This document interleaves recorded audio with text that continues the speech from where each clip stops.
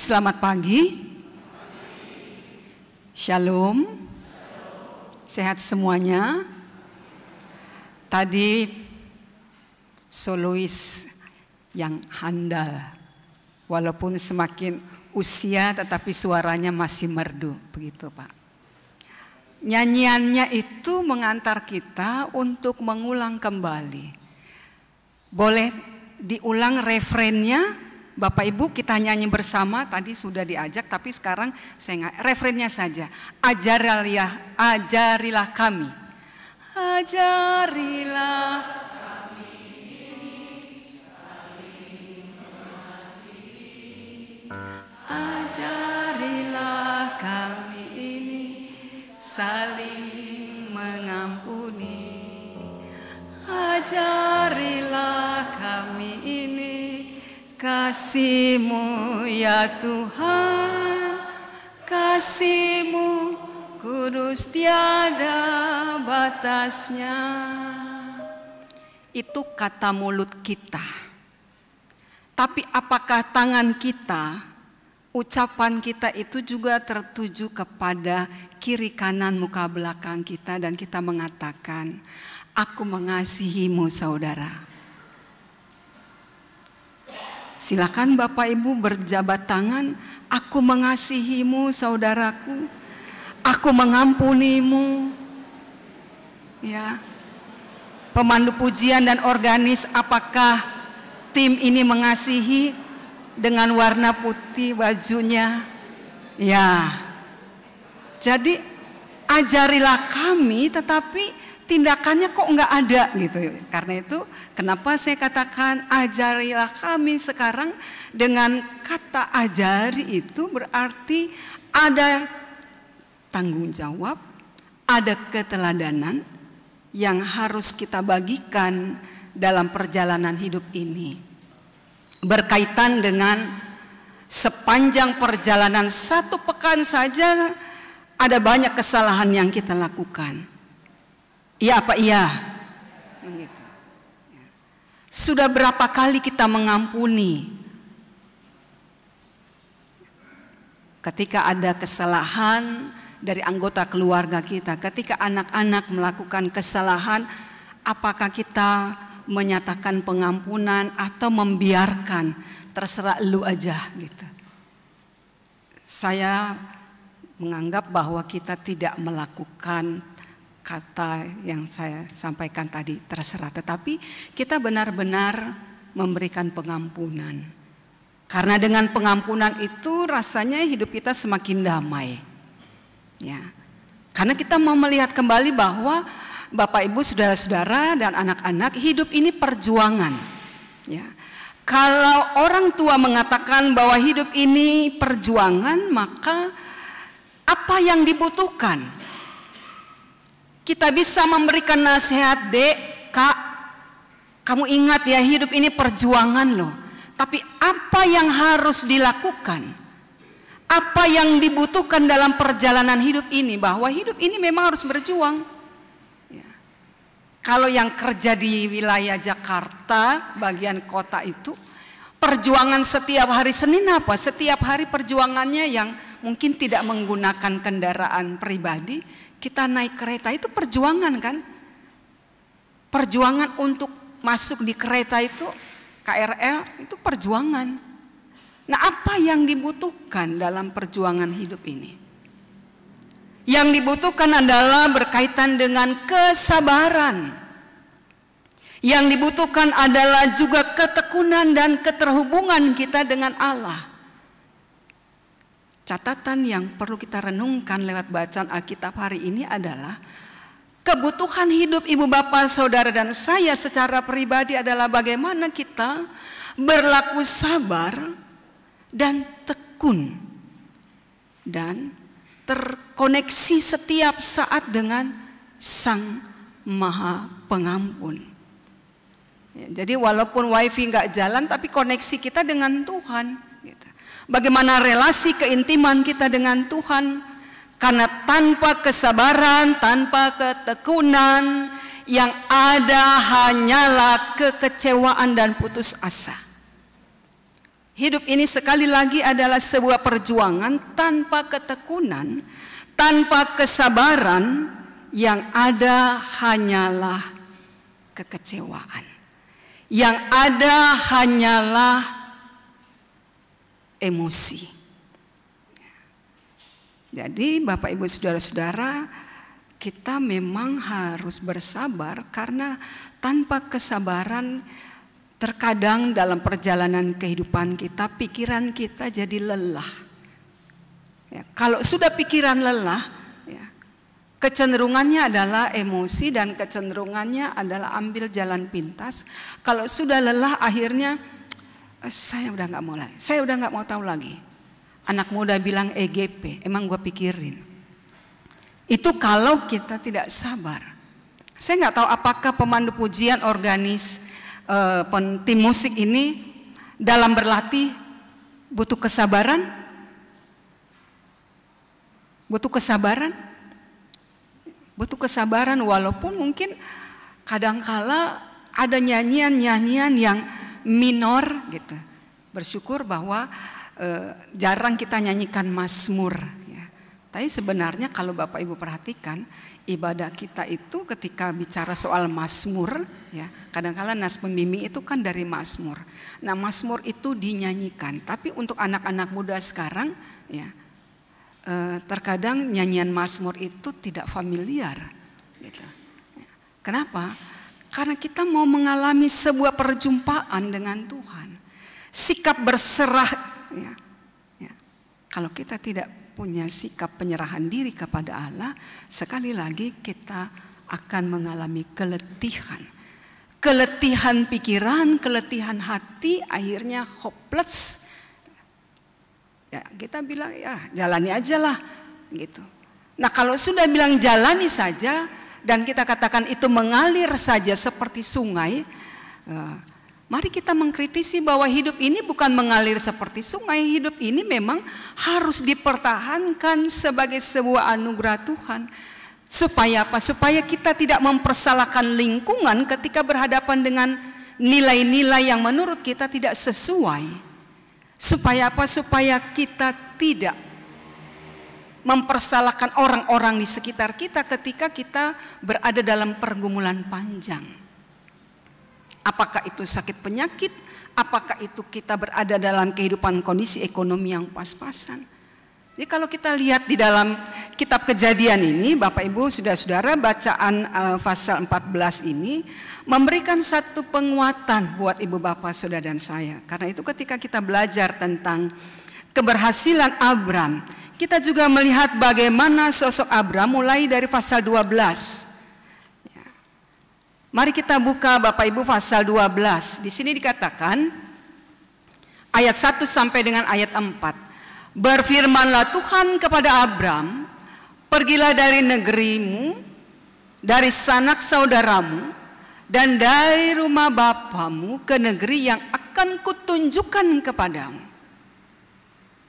Aku akan membuat engkau menjadi bangsa yang besar, memberkati engkau serta membuat namamu masyhur, dan engkau akan menjadi berkat. Aku akan memberkati orang-orang yang memberkati engkau dan mengutuk orang-orang yang mengutuk engkau, dan olehmu semua kaum di muka bumi akan mendapat berkat. Lalu pergilah Abram seperti yang difirmankan Tuhan kepadanya, dan Lot pun ikut bersama dia. Abram berumur 75 tahun ketika ia berangkat dari Haran. Bagian ayatnya yang keempat, Bapak Ibu yang terkasih, saudara-saudara dan anak-anak, kita memperhatikan apa yang dikisahkan dalam narasi ini. Bahwa Abram enggak banyak tanya, tapi dia melangkah dalam tanggung jawab sebagai orang yang mengandalkan kuasa Tuhan. Ia percaya akan apa yang disampaikan Tuhan. Pergilah dari negerimu, dari sanak saudaramu, pergi merantau. Ya, biasanya orang tua pasti juga mengatakan, Ya, saya nggak tahu apakah ada orang tua, sudahlah nak, kamu di sini aja temani mama, temani papa karena sudah tua. Padahal anak ingin merantau, misalkan. Atau ada juga orang tua yang mengatakan, lu pergi aja. Ya. Artinya apa? Meninggalkan komunitas yang lama untuk satu perjalanan iman yang baru. Mestinya memang kalau kita memperhatikan dalam relasi keluarga, kita mau melihat kembali bahwa ketika orang diutus, ketika orang diminta untuk pergi, dia pergi karena ia sedang berproses dalam perjalanan iman bersama Tuhan yang memberikan kehidupan. Nah, inilah yang dikisahkan di dalam narasi pasal 12. Dan kita selalu memperhatikan juga Bapak Ibu apa yang selalu dikatakan oleh penulis kitab Kejadian ini. Dalam usia 75 tahun ia harus pergi keluar dari zona nyaman. Ya, ini dia bukan orang susah. Abram itu, Terah itu keluarga kaya. Dan dikatakan juga di dalam narasi ini bahwa dia pergi keluar dari kampung halaman. Tuhan berjanji akan memberi tanah. Tuhan juga berjanji menjadikan ia kaya dalam pengalaman iman, kaya juga materi. Ya, itu yang disampaikan di dalam pasal 12. Nah, Bapak Ibu saudara-saudara yang kekasih, untuk sampai pada tanah perjanjian yang disampaikan di dalam kitab narasi ini. Kalau bicara soal Palestina yang sekarang sedang bergejolak, untuk sampai di situ, untuk sampai di tanah perjanjian yang dikatakan di dalam bacaan ini. Sekali lagi tempat itu bukan tidak ada orang. Kan kalau Bapak Ibu perhatikan dinamika proses percaturan politik yang ada sekarang. Ketika disampaikan tentang kemerdekaan Palestina. Artinya Palestina yang sekarang, tapi Palestina yang zaman Israel kuno yang disebut dengan Kanaan itu, ya, di situ ada orang, ya, artinya ada orang-orang asli suku Kanaan, ada orang-orang yang juga membangun komunitas. Karena itu Abram, istrinya dan ponakannya harus berjuang untuk melawan yang dikatakan melawan orang Feris itu, masyarakat Israel kuno. Yang juga mereka harus bersama-sama berada dalam satu lingkungan memperjuangkan hak mereka. Dan Abram tidak pergi, sekali lagi dia bukan pergi dengan bawa orang, dia juga bawa harta. Itu yang kita perhatikan di dalam pasal 13 bagaimana ada kekecewaan antara Lot dan sampai akhirnya Abram katakan silakan, kau mau pilih yang mana? Daripada gitu kan, para pengikutnya ribut, silakan pilih yang mana. Tetapi Abram setia. Ya. Bagaimana di awal pengabdiannya, komunitasnya, dalam kehidupan relasi keluarganya, Abram selalu membangun komunikasi dengan Tuhan. Ini poin yang kita lihat dalam sosok Abram. Ia selalu membangun mezbah doa. Yang membuat dia berhasil karena dia membangun mezbah doa. Sehingga dalam percakapan ini juga Bapak Ibu saudara-saudara yang kekasih, ketekunan membangun mezbah doa berdampak dalam spiritualitas iman. Dalam kesibukan kita sebagai orang tua, dalam kesibukan kita sebagai orang muda, apakah kita sudah menyediakan waktu khusus mezbah doa kita? Keterhubungan melekat dengan Tuhan Sang Pencipta di dalam Yesus Kristus. Ini menjadi satu poin penting di tengah-tengah kesibukan kita masing-masing, karena selalu orang berkata begini, ih cepet ya, gitu kan? Kok harinya sekarang tiba-tiba hari Minggu, terus tanggal 1 Oktober itu hari apa Bapak Ibu? Ya, hari Rabu. Kok cepet ya? Kalau sudah bicara ber berarti ujung-ujungnya apa? Desember. Selalu dikatakan begitu. Kayaknya saya belum berbuat apa-apa nih. Kok tiba-tiba rasanya ya hari begitu cepat berputar. Di tengah-tengah hari yang semakin hari cepat perputarannya, apakah ada mesbah doa yang memang kita sediakan waktu kita? Ini menjadi poin penting Bapak Ibu. Mesbah doa yang dilakukan dalam perjalanan kehidupan umat Allah dalam konteks perjanjian lama adalah pada pukul 3 subuh, pada pukul 6. Setiap kelipatan 3 itu mereka membangun mesbah doa. Jadi kalau saudara-saudara terkasih kita, mereka membangun mesbah doa dalam waktu 5 waktu itu. Kita juga punya waktu-waktu tertentu. Tradisi yang mengantar kita untuk berkomunikasi dengan Tuhan pada pukul 3 pagi, ya, pukul 6 pagi, dan sekarang pukul 9 yang tadi kita lakukan. Putar lagi waktunya 3 jam berikut. Itu mesbah doa.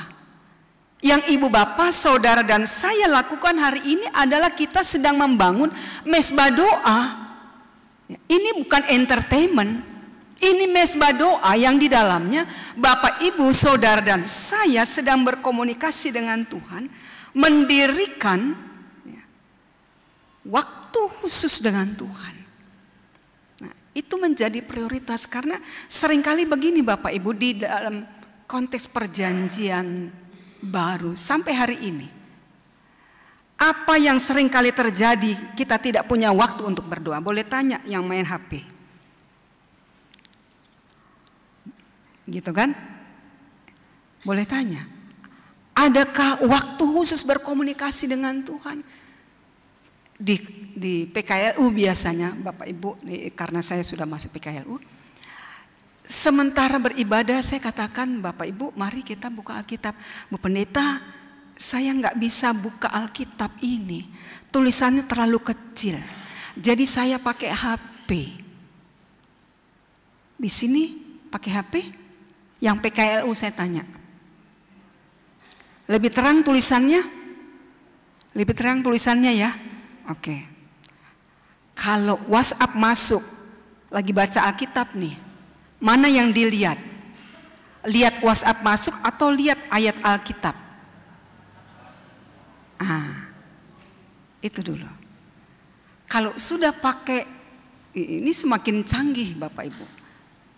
Kita melekat pada berhala modern. Karena itu pada akhirnya kenapa sekarang kita diminta berulang kali disampaikan, diceritakan kembali tentang ketekunan kita. Ini kitab suci.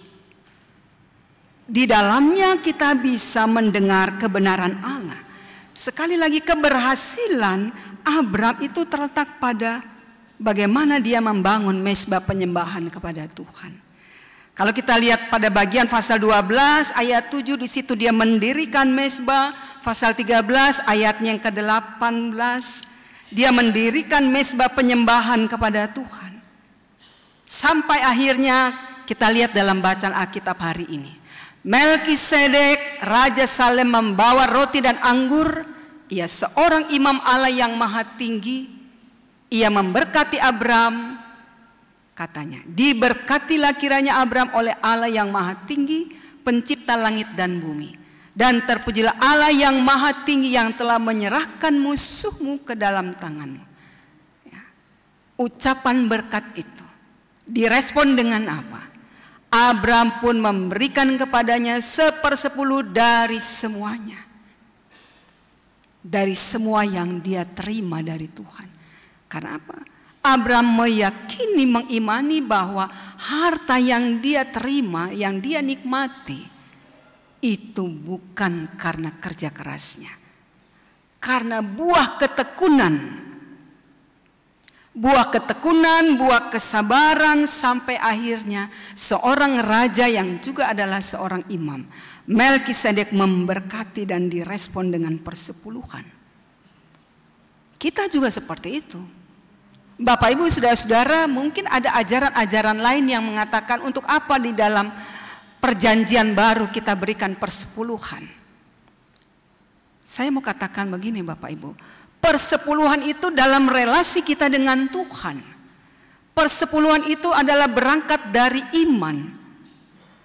Kalau kita merasa bahwa dalam relasiku dengan Tuhan ada kelimpahan berkat nafas hidup yang tidak aku cari tetapi Tuhan berikan, dibanding dengan nafas hidup dengan rezeki yang Tuhan berikan, gak sebanding kan?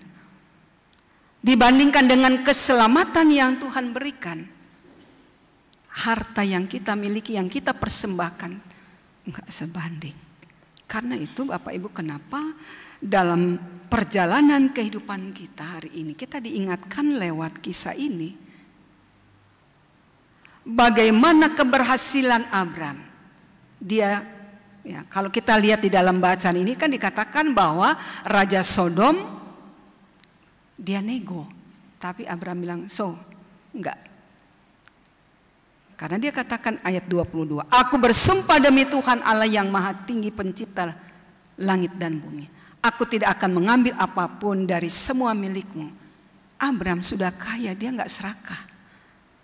Tetapi apa yang menjadi milik orang lain, ia serahkan. Dan artinya tugas ini juga disampaikan kepada kita Bapak Ibu. Terkadang dalam perjalanan kehidupan kita tergoda. Tergoda anak-anak muda, tergoda ingin cepat kaya. Tergoda untuk apa? Untuk melakukan hal-hal yang tidak terpuji. Anak-anak sekarang tergoda untuk memiliki barang yang baru. Betul kan ya? Iya apa? Iya. Ini HP baru nih. HP terbaru apa, saya mau tanya dulu. HP terbaru apa nih? iPhone terbaru. Wah, tuh. Harganya berapa?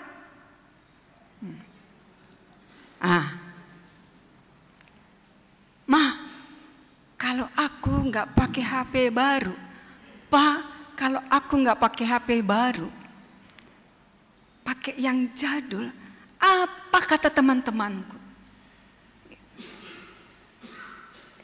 Dan orang tua juga, apa kata tetangga? Artinya apa? Orang bukan lagi beli fungsi, tapi beli apa? Gengsi. Kita tergoda Bapak Ibu, oh ini lebih canggih, ini. Dan semua kan begitu. Kita dirayu oleh kesenangan dunia dan kita terjebak. Kalau sudah terjebak, ada yang sampai orang rela melakukan pelanggaran. Sampai akhirnya dia main judi. Judi sekarang udah nggak pakai meja kan? Online. Rela loh. Ya. Rela untuk melakukan hal itu. Kita diingatkan lewat bacaan Alkitab hari ini. Jangan sampai kita kesampingkan iman. Ya. Karena iman berjalan bersama dengan hikmat. Ketika orang mengandalkan hikmat Tuhan, maka Tuhan akan menolong, akan memampukan dia untuk berjalan dalam ketekunan iman percaya kepada Allah.